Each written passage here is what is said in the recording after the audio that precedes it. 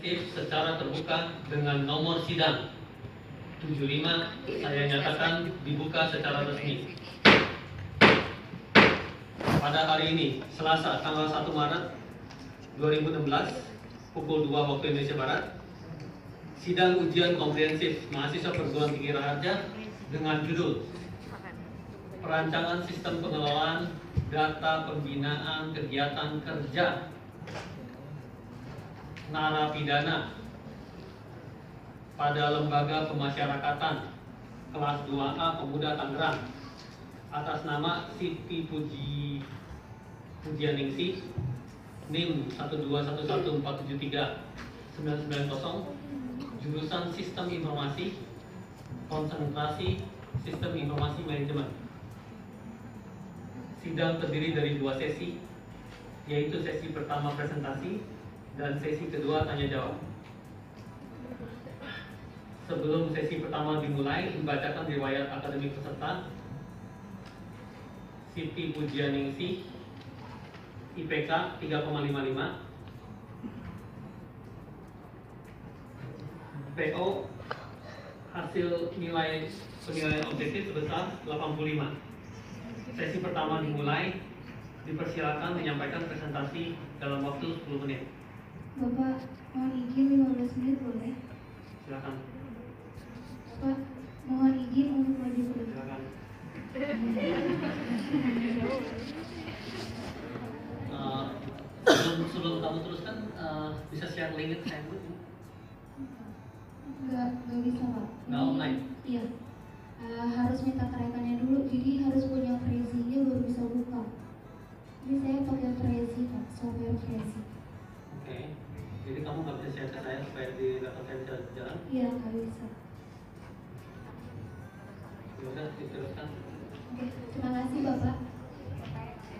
Sebelumnya saya mau mengucapkan terima kasih kepada teman-teman yang telah hadir pada siang hari ini yang sudah meluangkan waktu untuk menonton sidang saya.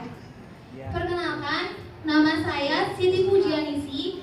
Saya ingin mempresentasikan hasil penelitian saya yang berjudul Perancangan Sistem Pengelolaan Data Pembinaan Kegiatan Kerja Narapidana pada Lembaga Pemasyarakatan kelas 2A Pemuda Tangerang. Selama penelitian ini, saya didampingi oleh 2 pembimbing dan stakeholder. Pembimbing pertama saya yaitu Bapak Himawan Mkom, pembimbing kedua saya yaitu Ibu Giandari Maulani Mkom, dan stakeholder saya yang paling ganteng di Lapas Pemuda yaitu Bapak Henry Asronino PSH MSI. Selama kurang lebih 15 menit ke depan, saya akan menjabarkan 8 poin pembahasan yang terdiri dari 14 slide. Mulai dari latar belakang sampai dengan saya akan mengasihkan contoh hasil kegiatan kerja pada pekerjaan keterampilan yang ada di Lapas Pemuda. Latar belakang. Bisa dilihat dari gambar ini bahwa latar belakang yang pertama itu adalah bagian registrasi akan memberikan surat keputusan kegiatan kerja kepada bagian kegiatan kerja. Lalu dan yang ketiga adalah bagaimana membuat suatu sistem yang dapat merekam data narapidana yang sedang melaksanakan kegiatan kerja.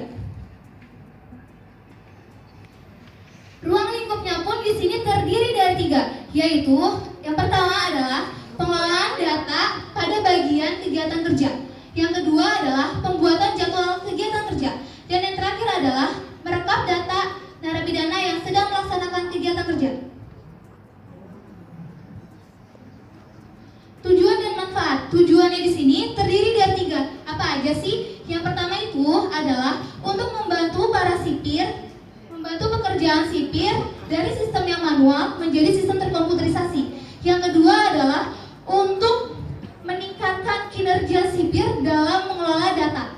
Dan yang ketiga adalah untuk mempercepat kerja sipir dalam pengelolaan data narapidana yang akan melaksanakan kegiatan kerja. Manfaatnya terdiri dari 2, yaitu adalah mengubah sistem informasi menjadi jauh lebih baik dalam pengelolaan data narapidana yang akan melaksanakan kegiatan kerja. Lalu yang terakhir adalah diharapkan dengan sistem ini dapat membantu para sipir dalam mengelola data narapidana. Di sini saya mau menggunakan 6 metodologi penelitian. Yang pertama adalah saya melakukan observasi langsung ke Lembaga Pemasyarakatan Kelas 2A Pemuda Tangerang.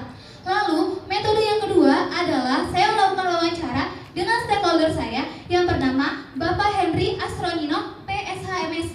Metode yang ketiga adalah saya studi pustaka, yaitu saya mencari referensi-referensi di buku, internet, jurnal, karya ilmiah, dan lain-lain. Metode yang keempat adalah metode analisisnya, saya menggunakan SWOT. Dan untuk metode perancangannya, saya menggunakan UML. Untuk metode pengujiannya, saya menggunakan black box testing. Di sini dapat dilihat dari gambar sistem yang berjalan. Yang pertama ada di situ, di mana yang warna merah, yaitu bagian registrasi akan memberikan surat keputusan. Surat keputusan apa sih, Ci? Surat keputusan kegiatan kerja atau disebut dengan surat keputusan asimilasi. Setelah itu, bagian registrasi akan memberikan ke bagian kegiatan kerja. Lalu, bagian kegiatan kerja akan memproses surat keputusan tersebut dan memanggil nama-nama narapidana yang terdapat pada surat keputusan tersebut. Setelah itu, narapidana akan melakukan persidangan terlebih dahulu.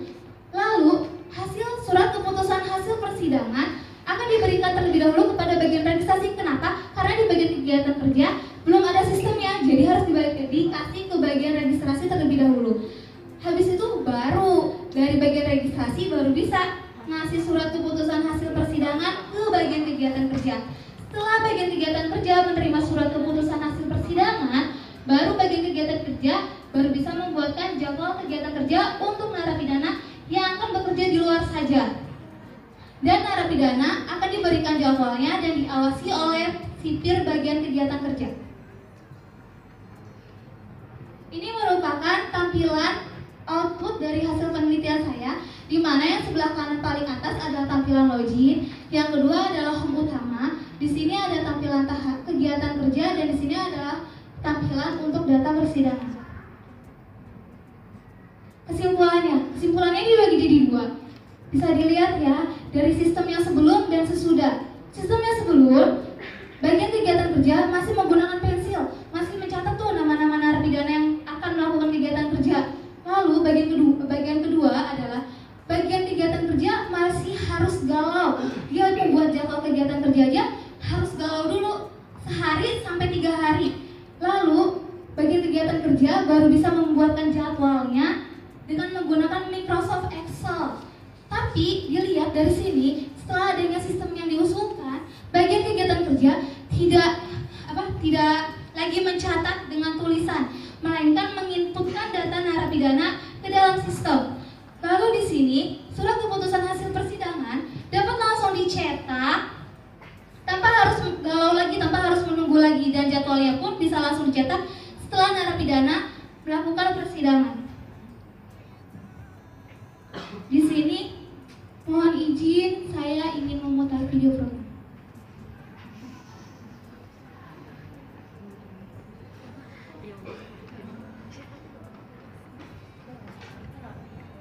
Pertama, admin harus wajib memasukkan username dan password terlebih dahulu yang sudah ditentukan. Lalu, sebelum narapidana melakukan kegiatan kerja, status narapidana itu adalah tahanan terlebih dahulu. Jadi masuk ke form tahanan yang terdiri dari nomor regis, nama, pasal, nama tindakannya apa, sama tanggal putusan dia diputus jadi tahanan, dan alamat.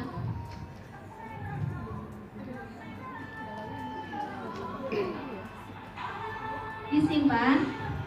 Lalu masuk ke tampilan tahanan, statusnya belum proses. Lalu kalau statusnya meningkat jadi pidana, masuk lagi ke form pidana, mengisi field yang ada di form pidana.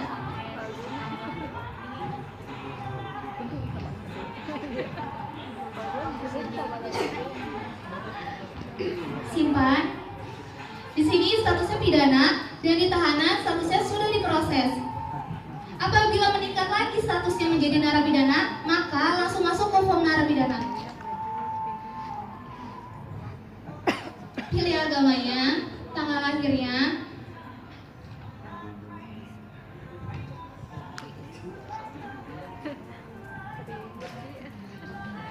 lalu pilih bloknya. Blok ini merupakan kamar sel. fotonya, simpan. Dan dipidana statusnya sudah berubah menjadi narapidana. Lalu apabila narapidana tersebut mendapatkan surat SK keputusan kegiatan kerja, baru bisa masuk ke form kegiatan kerja. Masukkan nomor SK-nya.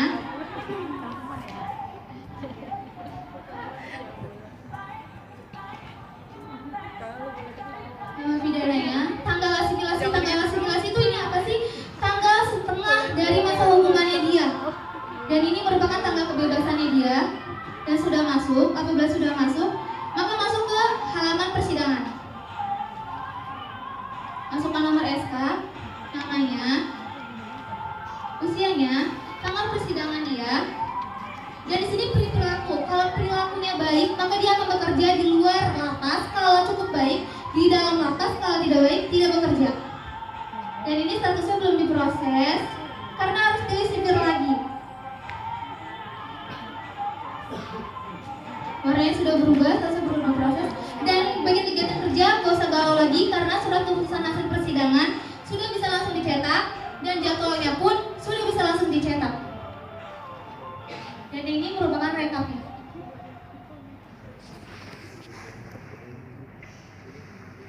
Alhamdulillah, selama penelitian ini saya menghasilkan achievement, yaitu hibah saya masuk di hibah.elearning.me dengan kode PDP 0011 surat implementasi dan jurnal ICIT. Sebelumnya di sini saya ingin memberikan contoh apa sih Ci? Contoh apa sih yang dihasilkan oleh narapidana yang bekerja di sana? Ini merupakan contoh pekerjaan keterampilan yang narapidana kerjakan. Narapidana dapat menghasilkan ini. Keren kan? Bagus lagi. Ini tuh dari bahan-bahan bekas loh, bukan barang-barang yang harus dibeli. Ini tuh barang-barang bekas. Di dalamnya ini koran yang dililit-lilit. Ini tuh plastik yang dibakar sampai supaya dia nempel. Dan ini tuh kertas-kertas. Jadi bagus kan, kayak pot bunga. Oke, terima kasih.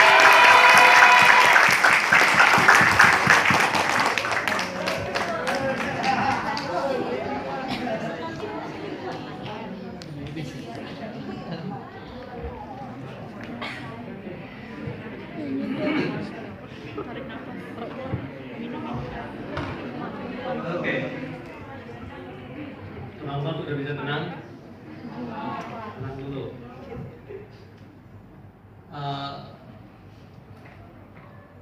Jadi presentasi seperti kayak gini baru pertama kali UN lihat. Ya. Belum selesai. nanti saya sudah tepuk tangan, tenang aja dulu ya. Maksudnya kalau bimbingan di luar UN tapi bisa kayak gini ya, itu belum pernah dilihat. Artinya pada saat lagi disampaikan itu kebayang bahwa kalau saya lagi ajarin mahasiswa itu memang harus demikian. Ya bagaimana dia bisa tampil, tapi dia sendiri nggak lihat ke layar. Nanti dia harus menguasai banget. Intinya kalau kamu berdiri di hadapan saya, yang paling pertama mau diukur adalah kesiapan, bukan kepandaian. Kamu itu siap nggak gitu loh ya. Dan Puji mendemonstrasikan bahwa dia itu siap banget ya. Jadi kalau bukan mahasiswa UN tapi bisa kayak gini baru pertama kali dilihat. Makanya tepuk tangan yang meriah.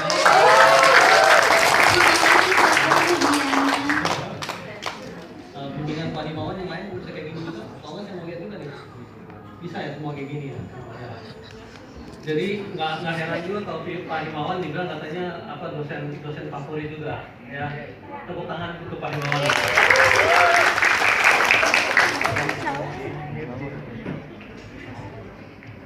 Oke, coba kita bisa ke Widuri kamu nggak? Coba ke Widuri kamu.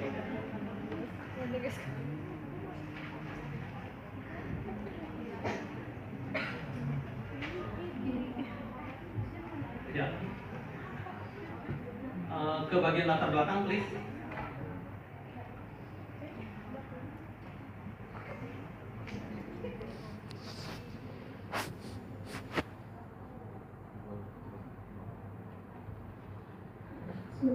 Sudah. Oke. Di bagian data latar belakang ini juga saya suka. Ya, kenapa? Karena dia ada data-data sekunder. Ya, segala sesuatu pernyataan-pernyataan yang disampaikan di sini ada dukungannya. Ya, sejauh ini yang di sidang hampir nggak ada yang ada.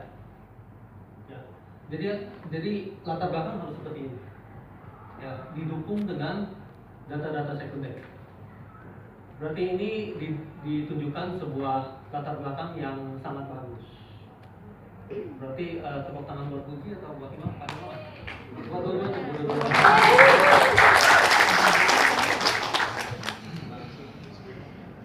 Jadi terus-terusan nih, kalau misalnya saya mencari kelemahan-kelemahannya apa ya? Kalau kamu scroll ke bawah, terus scroll ke bawah. Terus saya scrolling. Ya.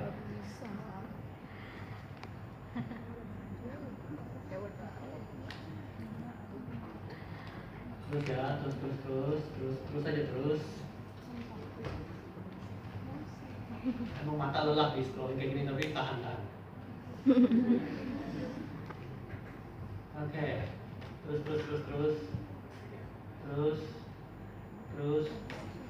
Oke, terus ya stop dulu, oke.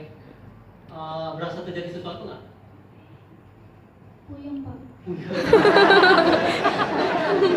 Saya juga puyeng memang. Tapi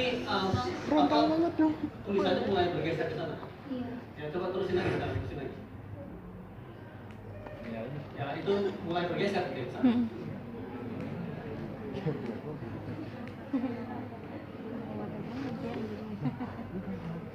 Terus ya. Mulai tambah bergeser ke sana. Iya. Tambah bergeser ke sana ya, coba diterusin lagi.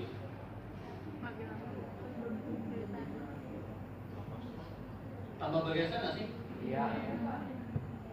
Terus. Tutup matanya kalau mengatakannya.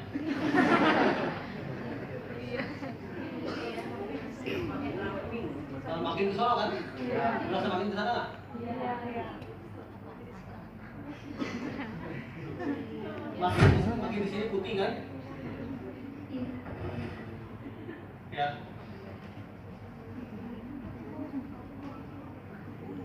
Oke. Udah ada di pojok situ terus scrolling terus. Ya. Nah, makin ke sana terus.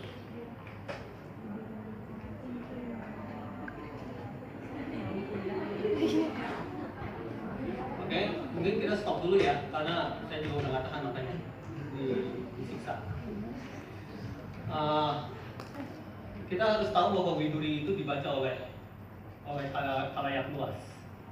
Berarti kita nggak mau Widuri itu ada jeleknya. Kamu nggak mau, perguruan tinggi juga nggak mau. Kalau kamu seperti itu, orang mungkin nggak ngatain ujinya, tapi ngatain kampusnya, katanya kampus jelek. Laporannya aja kayak begitu, gitu. Ya. Ini sebuah demonstrasi bahwa masih ada hal-hal yang uji harus perhatikan. Ya. Saya sudah melihat uji telah memperhatikan banyak hal, teliti dan memperhatikan banyak hal, dan itu sudah UR apresiasi. Ya. Tapi hal ini adalah sesuatu yang mungkin kamu kelewatan, namun hal yang penting. Oke, Puji? Iya, Pak. Bisa diterima? Bisa. Bisa ya. Lagi ya. Mungkin sekian. Bagaimana kalau saya serahkan kasih Ibu Adija dulu?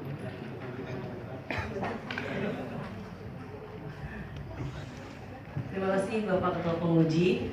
Ya, Siti Pujianingsih. Saya seperti ikut menari ya, melihat cara berpresentasinya gitu ya, yang memukau gitu ya, yang enjoy sampai gitu ya.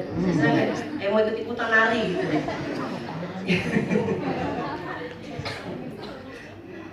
Iya Puji, kalau dari saya, setelah saya melihat laporan kamu gitu ya, Mungkin saya bertanya agak berbeda dengan Pak Ketua Penguji ya. Dari tujuan dan manfaat yang kamu buat, saya tidak melihat penelitian yang kamu buat ini atau skripsi yang kamu buat ini tujuan dan manfaatnya untuk diri kamu sendiri. Kamu lebih condong untuk bisa memberikan kontribusi kepada narapidana gitu ya, kepada lembaga tersebut. Ya, satu gitu ya. Jadi saya pengen Puji jelaskan di sini kenapa tidak memberikan tujuan dan manfaat untuk si penulis. Kalau kita lihat dari panduannya gitu ya, tujuan dan manfaat itu kan ada 3 pastinya. Tujuan untuk operasional, fungsional, dan untuk diri sendiri. Ya, penulis manfaatnya juga begitu. Manfaat dari tujuan fungsional apa, manfaat dari operasional apa, dan manfaat untuk si penulis apa.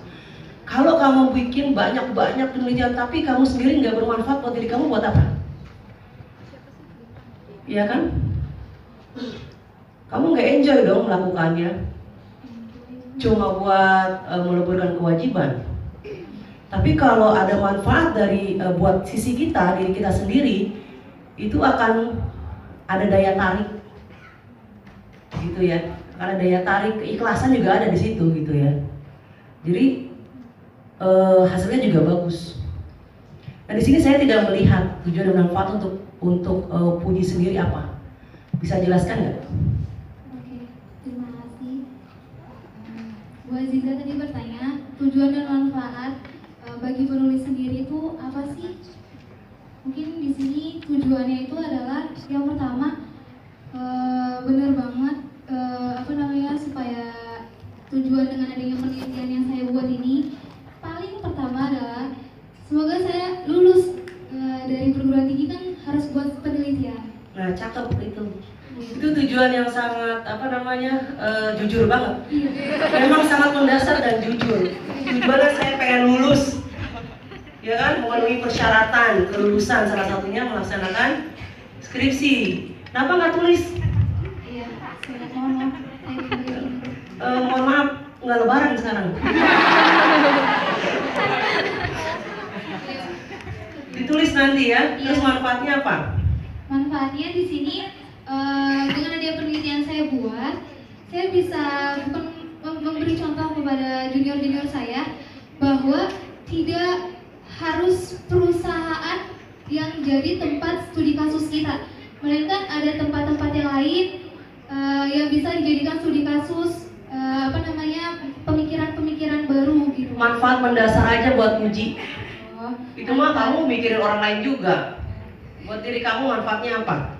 Manfaatnya saya jadi lebih tahu di lembaga pemasyarakatan itu ternyata masih ada yang belum sistem terkomputerisasi. Jadi manfaatnya ilmu baru buat saya bahwa tidak semua di lembaga pemerintahan ada sistem terkomputerisasi. Nah, cakep. Saya mau mengutip kamu menambah ilmu baru ya. Iya. Berarti untuk diri kamu sendiri menambah wawasan dan ilmu pengetahuan yang tidak kamu dapatkan di bangku kuliah. Iya. Ya, di kuliah saya nggak ngajarin narapidana loh. Iya, Bu. Iya kan? Tapi kamu cari sendiri. Oh ternyata narapidana petugasnya butuh pengelolaan data, ya kan? Iya. Emang saya dan Pak Iwan nyuruh di kuliah gitu. Enggak. Kamu cari narapidana ya gitu, enggak kan? Enggak gitu ya. Berarti tambahkan lagi di manfaat dan di tujuan dan manfaatnya ya. Baik, Bu. Itu yang pertama. Yang kedua, latar belakang Puji membuat penelitian di lapas ini gitu ya. Ini kan lapasnya sepertinya sudah besar ya Puji. Iya. Sebelum kamu buat pengelolaan data yang terkomputerisasi ini, apa sih latar belakang atau permasalahan? Pernah nggak ada permasalahan yang memang benar-benar signifikan, yang benar-benar gawat sehingga dibutuhkan sistem kamu ini gitu? Pernah ada nggak? Baik, ada. Karena waktu itu stakeholder saya, Bapak Henry, cerita kan di sini bagian kegiatan kerja tidak bisa langsung membuatkan jadwal kegiatan kerja untuk narapidana karena bagian kegiatan kerja harus menunggu surat keputusan hasil persidangan paling cepat sehari, paling lama 2-3 hari. Dan ini tuh membuang-buang waktu. Belum lagi nanti kalau ada data narapidana yang baru, kan itu lagi setelah dikasih surat keputusan hasil persidangan, bagian kegiatan kerja kan harus menyortir terlebih dahulu mana narapidana yang akan melaksanakan kegiatan kerja di dalam lapas dan mana narapidana yang akan melaksanakan kegiatan kerja di luar lapas. Pernah ada nggak kejadian atau kesalahan yang fatal yang terjadi di situ? Ada. Sehingga dia butuh sistem ini. Ada. Itu narapidananya seharusnya Lari. Narapidananya lari. Seharusnya ada narapidana yang seharusnya itu sudah melaksanakan kegiatan kerja. Karena laporan yang bertumpuk-tumpuk, jadi laporan dia nggak kebaca, jadi nggak dibuatin jadwalnya. Jadi si narapidana itu tidak tahu dia ngelakuin kegiatan kerja itu kapan, sehingga harus jadi kacau kan kalau kayak gitu. Sebagai lembaga pemerintahan dengan adanya sistem yang seperti itu kan kurang baik gitu Bu. Kamu jelaskan nggak di latar belakang? Enggak. Kalau ditanya selalu enggak gitu. Ya, mestinya jelas gitu ya. Terjadi kesalahan yang sangat fatal misalkan apa, sehingga jelas, oh kamu bikin sistem ini memang ada masalah. Kalau nggak ada masalah apa yang dibuat? Gitu kan, pernah ada kesalahan yang fatal. Kalau cuma tidak efektif dan efisien saja sih itu bisa kita tanggulangi gitu ya. Tapi memang kita buat sistem itu untuk supaya efektif dan efisien nantinya, iya kan? Oke, nah bisa ditambahkan sedikit nanti ya, sekelumit itu ya. Oke. Satu lagi deh dari saya ya, saran. Iya. Saya baca saran kamu itu lebih seperti kesimpulan. Kalau saran itu kan kamu memberikan untuk yang nanti nih next ke depannya nih, siapa yang mau mengembangkan sistem kamu yang kamu nggak sanggup melakukan, bukan yang sebenarnya kamu bisa lakukan, kamu ngasih saran ke orang ngapain? Iya. Tapi yang benar-benar sistem itu kamu nggak bisa lakukan apa ya gitu. Nah itu kamu berikan saran kepada adik kamu nanti selanjutnya gitu untuk yang mengembangkan ya. Jadi saya lihat di sini masih seperti kesimpulan biasa gitu ya. Iya. Sebenarnya ada satu lagi sih Pak. Ya mohon maaf Pak, satu lagi sebenarnya. Saya penasaran di kelas diagram ya dan di database di di Widuri tadi kamu saya lihat 4 ya kelas diagramnya ya. Iya. Atau database-nya ada 4. Ya udah, terus di PDF-nya ada 7. Oh iya. Nah itu sebenarnya yang benar yang mana? Yang benar yang di laporan di Widuri belum itu. Apa Iya, namanya? maaf dulu. Iya, kelewatan Bu. Iya. Yang benar ada 7 Bu. Tahanan, pidana, narapidana, kegiatan Yang benar sidang. kalau 7 di PDF. Iya. Di Widuri 4. Iya itu Bu. Yang benar diperbaiki, yang benar di laporan Bu. Yang benar di PDF. Iya di PDF. Pak Widuri salah. Bapak ya benar. Dia udah yang salah. Diganti. Iya, hilap ya. Hilap. Iya. Di programnya nanti harus konsisten ya. Iya ada 7 Bu yang benar Bu. Iya oke. Itu saja Pak, terima kasih. Jadi ujinya benar terus tapi Widurinya yang salah dulu ya. Enggak saya yang salah Pak saya. Lu kayak nonton komedi. Kamu bisa ke Google. Ke Google. Coba ketik iLearning.me. Hah? Ketik iLearning.me.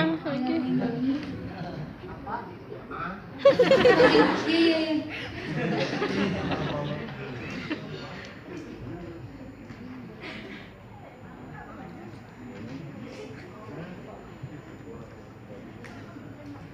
Ya, coba lakukan pencarian search ini. Di atas itu tuh ada tombol yang search ID di atas itu. Ini Bukan di bawahnya. tutorial. Di bawah di sebelahnya tutorial. Ini search ID.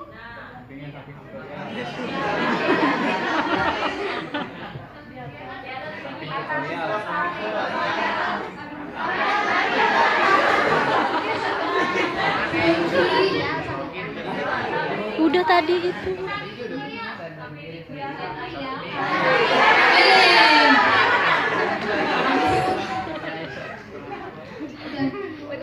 Oke, ketik strategi sidang.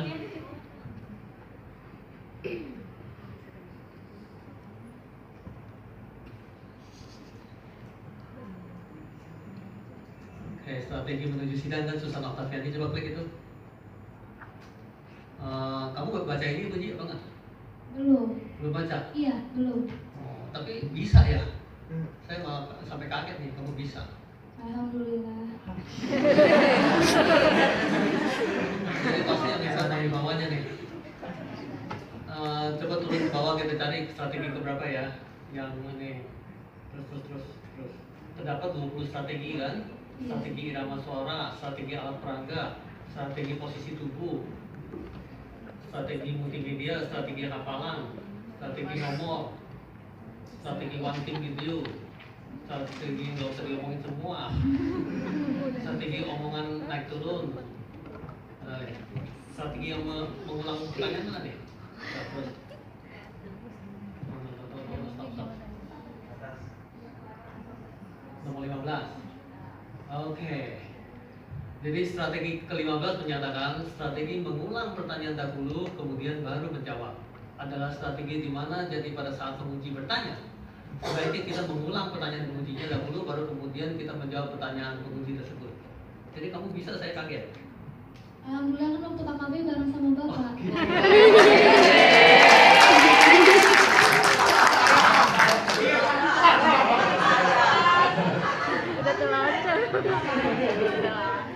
Jadi ternyata kamu banyak menerapkan strategi di sini. Ya, kadang-kadang yang saya terkejut itu hati aja yang kemarin sidang ya, banyak yang lupa. Terutama yang strategi ke-15 ini juga dia lupa. Jadi pada saat penyidang nanya, mereka terburu-buru menjawab. Oke. Jadi kalau udah ada bocoran di sini nanti kalau mau sidang pelajari ini. Apalagi nanti yang sidang UN. Terasa semua. Kalau kamu menjalankan strategi ini, terasa semua. Pasti nilainya juga bagus ya. Oke. Amin.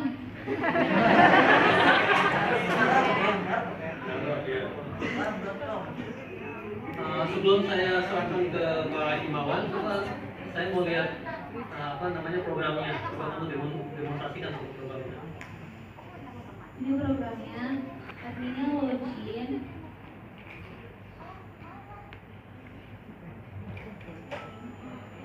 Masukin username sama password yang sudah ditentukan. Oke, berarti ini bukan lokalhost ya? Bukan. Jadi bisa di internet ya, berarti saya di sini juga bisa kan? sakolai.com/puji Pak. www.com/puji Pak. Kalau langsung apa yang keluar?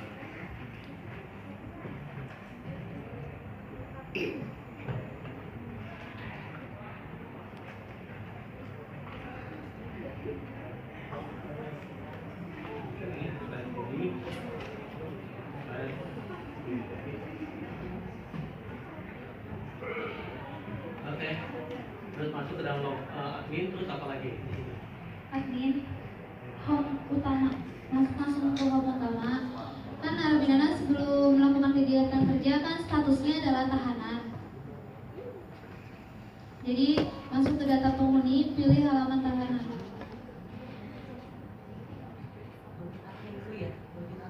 Iya, admin. Di sini ada tampil tahanan, input tahanan baru. Tahanan di sini adalah seseorang yang sudah ditetapkan menjadi tahanan oleh kepolisian, tapi masih dalam proses persidangan belum diputus oleh putusan hakim. Masukin nomor registrasinya.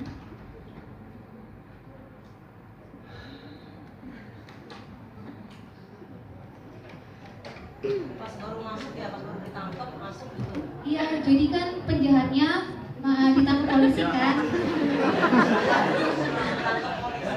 Iya, ditetapkan status jadi tahanan. Kan di kepolisian selnya kurang tuh Bu. Jadi kan kadang suka dipindahin ke lembaga pemasyarakatan.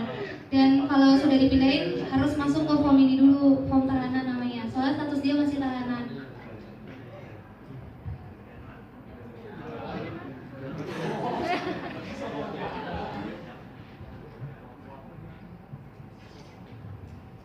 Oke, Puji. Iya Pak. karena kita dikejar waktu, coba mengkerucut ke pertanyaan saya ya. Kamu perhatikan pertanyaan saya. Siapa aja yang berinteraksi dengan sistem ini? Berarti kamu harus berpikiran ke arah use case ya. Usernya siapa aja yang berinteraksi dengan sistem ini? Bagaimana kamu menjawabnya? Yang berinteraksi dengan sistem ini itu ada bagian registrasi, kegiatan kerja, sama narapidana. Iya, kegiatan kerja. Betul? Iya. Ya. Nah, komentar dari UR adalah sistem yang seperti itu di sekarang ini lebih dihindari. Artinya kita mau ada sistem yang banyak orang interaksi di situ. Ya. Pada akhirnya kita bikin sebuah sistem capek-capek, ujung-ujungnya hanya untuk dipakai oleh satu orang. Itu terlihat bahwa kalau kita ada sebuah sistem, pada saat kita masuk, admin password udah. Besok-besok kalau masuk lagi admin password udah. Ya. Nah, kalau kita membuat sebuah sistem yang kita pertanyakan bagaimana, apakah itu memberikan manfaat secara signifikan atau tidak, itu lebih susah diukurnya karena yang interaksi dengan dia cuma satu. Ya, berarti kamu harus upayakan sistem ini bagaimana bisa digunakan oleh kepala Kalapas. apanya deh? Ya, Kalapas namanya Pak. Kalapas ya.